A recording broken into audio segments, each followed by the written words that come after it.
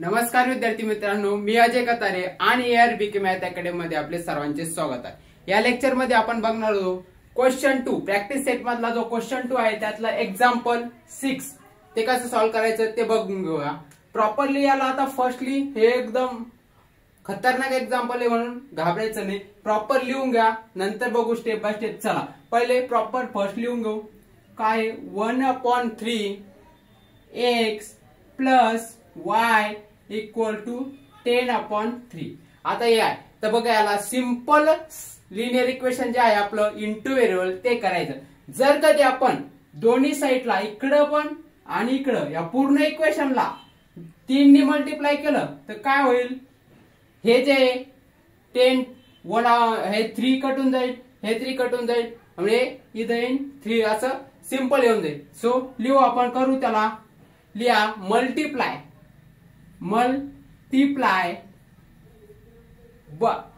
Bye 3 both side म्हणजे इकडं पण आणि इकडं पण 3 ने मल्टिप्लाय करायचं। सो आपल्याकडे काय आहे 1/3x into 3 plus y into 3। Okay, त्यानंतर काय आहे 10/3 इंटू 3 हे येणार। ओके, आता बघा हे 3 कॅन्सल होऊन इथं काय येणार 3 हे पण कॅन्सल झालं।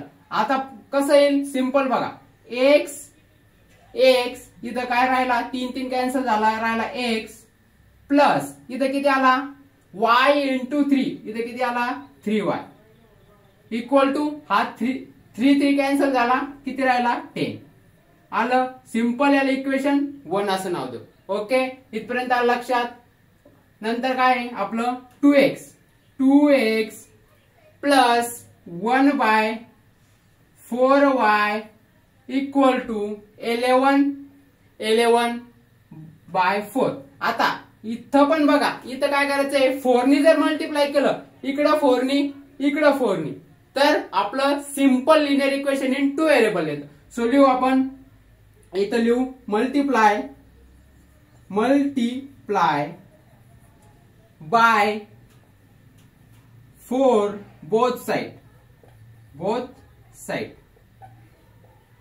साइडला 4 ने मल्टिप्लाय करायचं, किती आला इथे काय 2x into 4 plus 1/4y into किती 4 इक्वल टू 11/4 इंटू 4। ओके, आता काय हे बघा 4 कॅन्सल झाला, इथं काय हा 4 कॅन्सल झाला। आता काय झालं बघा 4 इंटू 2 किती झाला 8 आणि हा x तसाच तसा। ओके, इथे किती राहिला हा 4 कॅन्सल झाला, किती राहिला y, इथे किती राहिला हा 4 कॅन्सल झाला, किती राहिला 11, किती, याला काय देऊ इक्वेशन 2 असं नाव देऊ। झालं सिंपल आहे बघा, इक्वेशन 1 इक्वेशन 2 सिंपल फॉर्म मध्ये आलं। आता नेक्स्ट स्टेप याला सॉल्व्ह करायचंय लिनियर इक्वेशननी, आपल्या सेम पद्धतीने इलिमिनेशननी। तर बघा आता 8x आणि इथं किती x, म्हणजे x चे व्हेरिएबल सेम आहे का नाही, इथं y इथं 3y, y चे व्हेरिएबल सेम आहे का नाही। आता y दोन्हीपैकी कोणतं पण एक व्हेरिएबल सेम करून घेऊ। आता y चे जर इथं ह्या इक्वेशनला 3 ने मल्टिप्लाय केलं तर किती येतंय, y चे व्हेरिएबल सेम होत आहे 3y, म्हणजे आपण नेक्स्ट स्टेपला जाऊ शकतो। म्हणजे लिहू आपण, इथे लिहू काय लिहू मल्टिप्लाय इक्वेशन 2, हे जे इक्वेशन 2 आहे इक्वेशन 2 बाय किती ना 3 ने मल्टिप्लाय करायचं। आता इक्वेशन 2 काय आपलं 8x plus y equal to 11। आता 8x किती 8x into 3 plus y into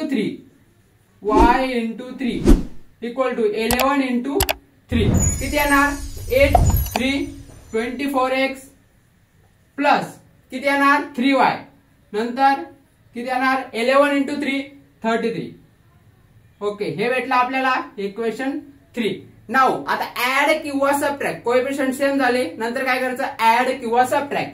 आता 3 आणि इक्वेशन 1, इक्वेशन 3 इक्वेशन 1 बघा 3y सेम झाले आणि y ची जी साइन आहे म्हणजे सेम कोएफिशियंट झाले त्याची साइन किती आहे सेम आहे, म्हणून आपण काय करू सबट्रॅक्ट करू. सो लिहा subtract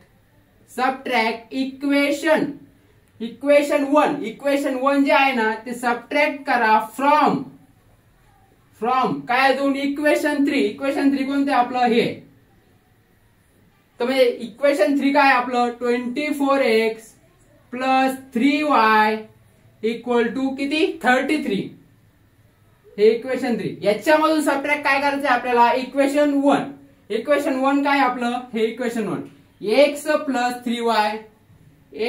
plus 3y equal to किती 10, हे आहे इक्वेशन 1. सबट्रॅक्ट करताना काय होतं, सबट्रॅक्ट करताना साइन चेंज होतात. इथं काय आहे 1 असतो, व्हेरिएबल नसला तर किती आहे मायनस होणार, प्लस असलं मायनस, प्लस आहे मायनस. आता आहे 24 मायनस 1x किती येणार 23x, नंतर इथं किती येणार plus 3y minus 3y cancel झाला कट, 33 मायनस 10 किती येणार 23. आता x किती येणार 23/23. ओके इथं किती येणार 1. त्याला सो लिहून घ्या काय x किती भेटला आपल्याला x इक्वल टू 1, x भेटला 1. नंतर आता बघा x ची व्हॅल्यू भेटली, दोन्ही पैकी कोणत्या पण एका इक्वेशन मध्ये टाकायची. आता आपल्याला हे जे सिंपल x म्हणजे पहिले इक्वेशन आहे ते सिंपल वाटतंय म्हणून लिहू इथं लिहा पुट असं एकदा करून घेऊ put x in equation 1. Equation 1 मध्ये टाकू आपण. इक्वेशन 1 काय आपलं x plus 3y x plus 3y equal to 10. आता x किती भेटला आपल्याला 1 प्लस 3y जशाच तसा इक्वल टू 10. आता किती आला बघा 1 प्लस सॉरी आता या 1 इकडे प्लस मध्ये इकडे गेल्यावर करणार मायनस मध्ये म्हणजे काय जाणार 3y इक्वल टू 10 मायनस 1 येणार 10 minus 1. Okay 3y equal to किती येणार 10 मधून एक गेला 9 किती येणार y. आता बघा हे y इथं 3 मल्टिप्लाय मध्ये इकडे गेल्यावर काय होणार डिवाइड मध्ये. सो 9 डिवाइड बाय 3 किती येणार 3. सो भेटला आपल्याला y भेटला किती 3 y3. आता लिहायचं solution of this equation is order pair x y. आता मी असंच लिहितो direct x y equal to x किती भेटला आपल्याला 1 लिहा 1 आणि y किती भेटला 3 म्हणून इथं 3. x च्या समोर x y च्या समोर y. हे व्हेरी इम्पॉर्टंट क्वेश्चन आहे बरं का, ते लक्षात ठेवा. तुम्हाला समजच असेल केवढं लेंदी आहे आणि इम्पॉर्टंट पण आहे. सो असेच क्वेश्चन प्रॅक्टिस सेट आपले बघण्यासाठी आपल्या चॅनलला लाईक शेअर सबस्क्राईब जरूर करा. काही डाऊट असेल कमेंट मध्ये सांगा. धन्यवाद.